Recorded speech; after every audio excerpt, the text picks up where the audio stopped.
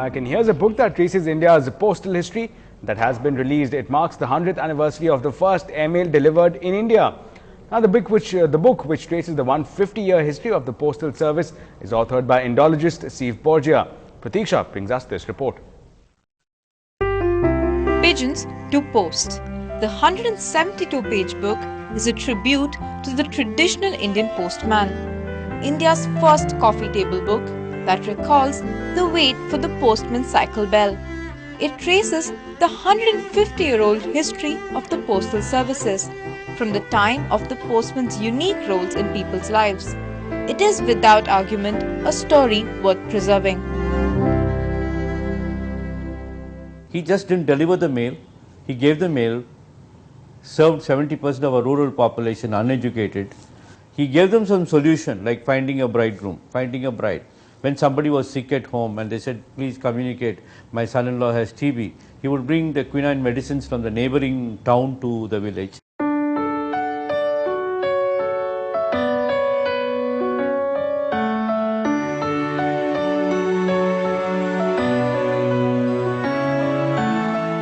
The author's research for 15 long years ran deep through British and independent India's postal archives, tracing the oldest postmen, badges and stamps, among other things. The book is a postal museum on paper. The author insists, be it today's BlackBerry or email, India's postal services will exist forever.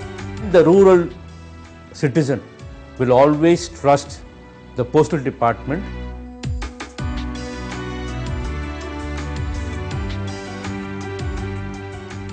This is a picture of Padma Shyammal, one of the first women to join the Indian Postal Service in 1959. And that is a picture of the postman actually sorting out through our letters on the roadside itself. And there are so many more treasures in this book that even the postal department can preserve. And hopefully, this will spur so many of our school children to visit the many post offices in the city. In Chennai, Pratiksha Ramkumar for NDTV Hindu. In some national news now, Mukesh Ambani's plans to convert Raigad in Maharashtra into the biggest special economic zone seem to have hit a roadblock. The Maharashtra government has issued a resolution to denotify the acquisition of the land for this, as Reliance could not acquire the land by the deadline, which was December 2009. Now, sources say that the state government can't scrap the SEZ, as this is up to the centre. Now, this means that Mukesh Ambani can acquire the land privately, but with so much opposition from the locals, this will be tougher. Around 17,000 acres of land could not be acquired due to tremendous opposition by the locals. That's not all. Mukesh Ambani is in more trouble because 500 farmers who had earlier given up their land have now approached the court asking for it to be returned. They in fact have even said that they are even willing to return the compensation given to them by the industrialist.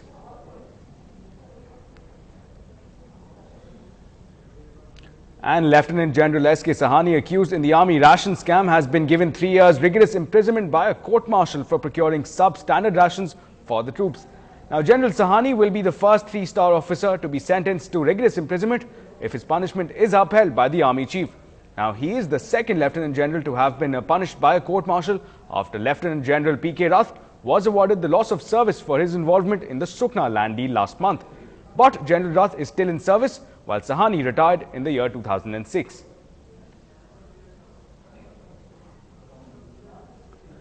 And well, in some international news now, Crown Prince Sheikh Salman bin Hamad Al Khalifa appeared on television to express his condolences to all Bahrainis after soldiers fired tear gas and shot heavy weapons into the air as thousands of protesters defied a government ban in Bahrain's capital of Manama on Friday.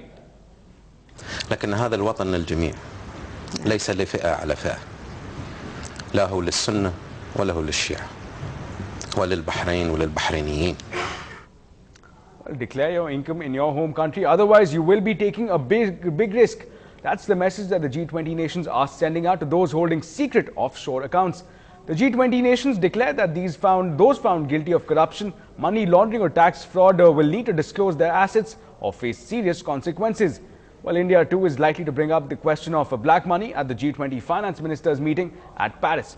Nupur Tiwari has this report. Very soon there will be no safe place for tax evaders to hide their assets, says the Global Transparency Forum. At the behest of G20, it has published 18 reports so far. Switzerland and Mauritius have also been assessed. More reports are due, including one on Liechtenstein, which will be out in May this year.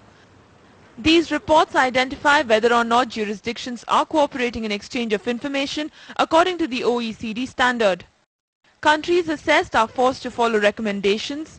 Earlier this week, Switzerland relented, saying it will accept identification proof other than name, address and bank name to provide information on accounts, clearing a big hurdle. The Swiss Federal Department of Finance confirmed in a statement to NDTV, in future other forms of identification should be accepted in order to examine a request for administrative assistance. The bank account number could be sufficient if the identification can be ensured. India and Switzerland will have to ratify the revived tax agreement first, but the Global Forum says the wait will not be long. We can say now that all the jurisdictions are aware that there is no more room for opacity, that there is no more room for welcoming tax frauders. It's over, and the good news is that all the jurisdictions are aware of that. Bank secrecy has been in existence for decades, and in 18 months you will be in a position to get the information from many jurisdictions which used to be tax havens, such as the Bahamas or Jersey or some others. So there is a need for a bit of patience. With the Indian budget due to be announced shortly, Finance Minister Pranab Mukherjee is at an international meet where action against tax havens is fairly easy to push on the agenda. The G20 have managed to build pressure against tax havens in the last 2 years, and this has yielded positive results. This meeting of the G20 finance ministers is being seen as an opportunity India can seize to give further momentum to the fight against black money. In Paris, Nupur Tiwari for NDTV. Well, in other international developments, Libyan leader Muammar Gaddafi shown surrounded by a crowd of supporters on Thursday evening, traveling in an open roof car. Libyan TV pictures showed Gaddafi moving slowly down a road filled with jubilant supporters, chanting slogans, waving banners and even carrying pictures of their leader. Now, many pushed towards the car trying to reach him and shake hands. One woman among the protesters was heard shouting, "We do not want any other leader but Gaddafi." Now, the state news agency JANA says that Gaddafi's convoy toured Tripoli late on Thursday to rally support of loyalists amid widening anti-government protests. Now, protesters have been reported in several cities across Libya.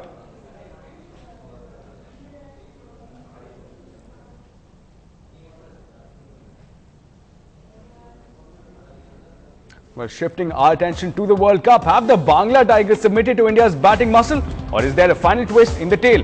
We'll get you the latest match details on the other side.